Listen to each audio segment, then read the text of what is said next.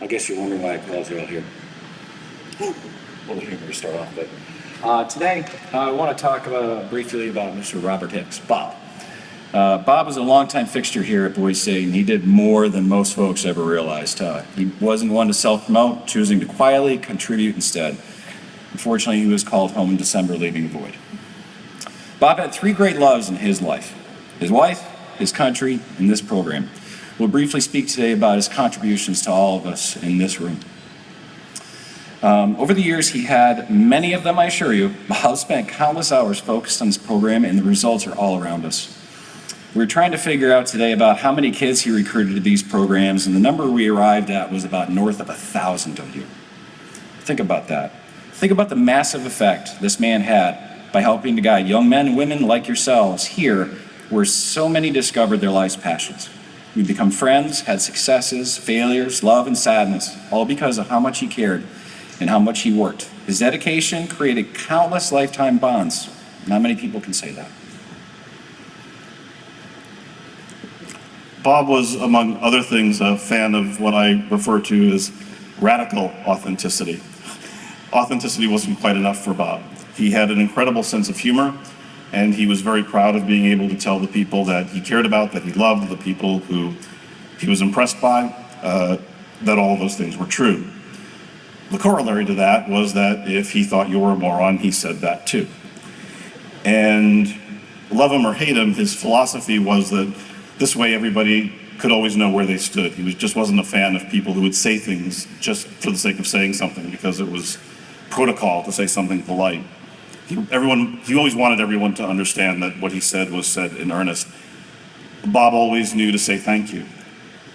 I think he would say thank you just to me maybe 3 times each year at the program, which if I multiply that times every Blueshirt, that's a lot of thank yous, and he meant every one of them. As he got sicker later in life, he used to tell me that the one time he felt younger and strongest was the 1 week in this program, particularly since the programs came together. He worked supporting particularly Boise State for a long time, and then when we brought the programs together to the extent that we have, supporting both. He laughed a lot during the course of the week. You would notice that he'd move a little bit faster, an extra little bit of spring in his step as each day passed, and he got to spend more time with young people. Like so many people in both programs who've dedicated years, in some cases decades of their lives to doing this, Bob was one of those people that I like to think of who set the example for what it means to lead into labor in service of learning, patriotism.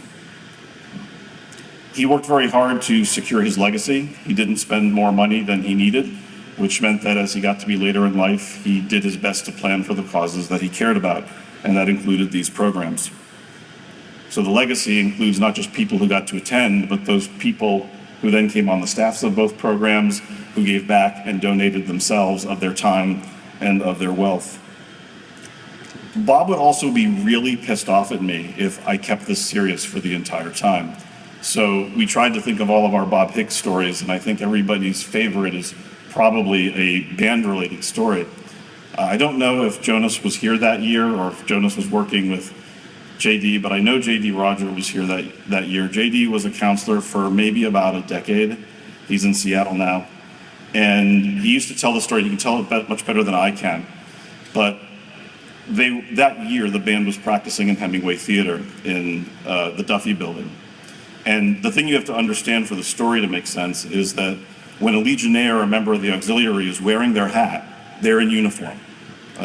That hat is the uniform, which means that if you are hearing our national anthem played, they will salute. Well, during rehearsal through rec period, Bob was racing between, I don't know what, but he was on his way to get to the office. I think he needed to see Chairman Davis about something, I don't recall. But while JD and others were working with the band, every time the band would practice the Star Spangled Banner, Bob would stop in the parking lot and salute. And JD would say cut or whatever and give whatever direction, and Bob would start moving again. And this repeated like 3 times. He'd go a few more like parking spaces and he would stop and salute again. And then finally he comes in and goes over to JD and just says, I really need you to stop practicing the Star Spangled Banner. And JD, very confused, is just saying, why? Of all things, you don't expect that to be something you hear from a Legionnaire. And he said, well, because I have to salute every time you play it, and I can't get across the effing parking lot. That story just captures the essence of Bob Hicks. And I know he wouldn't mind, in fact, he would almost command that I say this. He had an interesting shape to him. Even though, like all of us who reach a certain age tend to grow in circumference around the middle, Bob was a really skinny guy, but the belly, that's the shape of it, he always kind of looked like he was either 8.5 months pregnant or had just swallowed a basketball. So his back would arch a little further behind him to keep the center of gravity right, I think, so that he wouldn't be pulled forward too much. And whenever I think of that J.D. Rogers story of him sort of waddling across the parking lot and saluting, I imagine his shape in the story, and it just makes it that much funnier. Last year, we honored Bob through the Boys and Girls State Foundation with a Citizen of the Year award for all of his service to the program, and now I think we're all feeling pretty good that we had done that.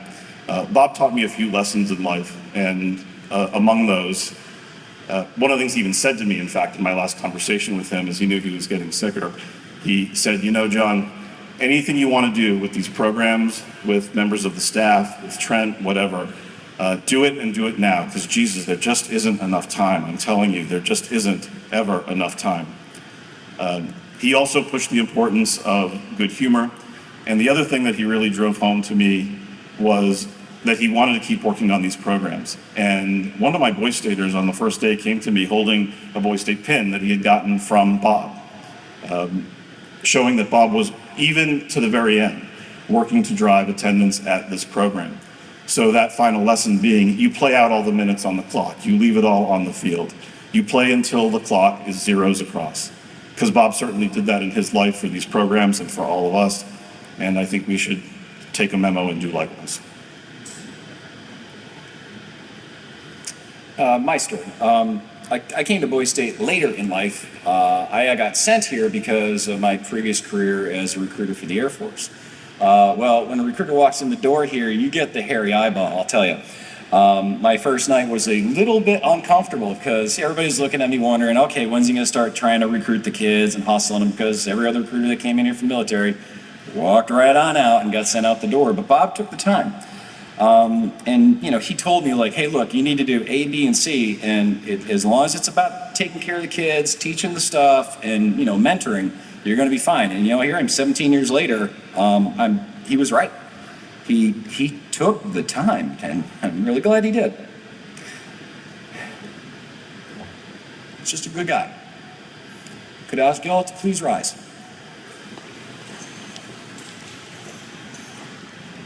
Band?